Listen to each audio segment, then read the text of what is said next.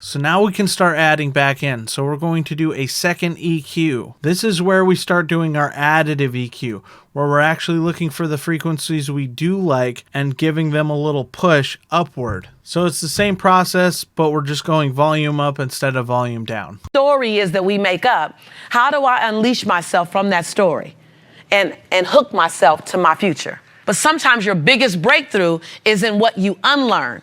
And then you relearn. Sometimes you have to disrupt your soil, pull your soil up, take that dry dirt that's been planted for years. I know, I've just been knowing this for years. This is what my mother taught me. This is what we've always known. You have to disrupt that. And it's really that easy. There's not much to it. You don't want to go crazy pushing volumes upwards. You know, reductive EQ is usually the way to go, but it's just sweetens it up a little bit. One thing you will notice, and this is going to bring us into the next step, is sometimes when people are speaking, more power comes out at the front of your mouth. If you think of like an O sound, an ah sound, it's coming from the back of your throat. Now when you say T, or the letter S, feel how that air is being pushed very powerfully out of the front of your mouth. This actually occurs when people are speaking into a microphone, and what it does is that actually makes it so there's this forceful, pressury, unpleasant frequency that spikes up when you're in the vocal sweet range, where T's and S's sound shrill and strong. And to give you an example of that, we'll actually find the frequency and push it up right now so you can hear what I'm talking about.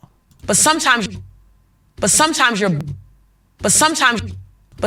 your biggest breakthrough is in what you unlearn. It's kind of catch-22. When you actually start pulling your EQs up and pulling up a lot of the good sounding frequencies, a result is you're actually going to also turn up this little frequency where there's these loud, sharp, shrill S noises. So there's actually a plugin built for that kind of work, and it is called a DeEsser. And what a DeEsser does is you dial in a frequency where you're getting your harsh noises from your high ends, and then it kind of is a compressor that just focuses on that one frequency. When that frequency gets too loud, it pushes it down. I have a plugin, or a preset that I made from the audio engineer Leslie Brathwaite, who is the in-house editor sound guy for Akon. He's worked with Migos, he's worked with Beyonce, he's worked with Yellow Wolf. I studied him. He did a seminar at Full Sail, and he said that he pretty much explained how he programs his DeEsser, so I plugged it in, and these are the settings right here. You could copy these into your DeEsser. Frequency 4237, he said that is the problem frequency. This you gotta play with sometimes. It just depends. This one you gotta adjust. He does sidechain, and let me show you what we're removing. If I actually click on the sidechain here, you're gonna be able to hear what frequency we're pulling out.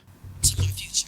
But sometimes your biggest breakthrough is in what you unlearn, and then you relearn. Sometimes you have to disrupt your soil, pull your soil up, take that dry. A lot of those s and t noises. The sharpness of the S when it's off. But sometimes your big. But sometimes. Listen to the sharpness of the S on sometimes. But sometimes your big.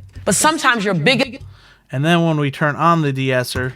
But sometimes your biggest breakthrough. But sometimes your big. Off. But sometimes your biggest breakthrough. On. But sometimes your biggest break. And it's not muffling up the rest of the voice. It's not muffling up her talking. It's not taking away from the cleaning up we did of the frequencies, because it's only focusing on that narrow frequency where the problem is.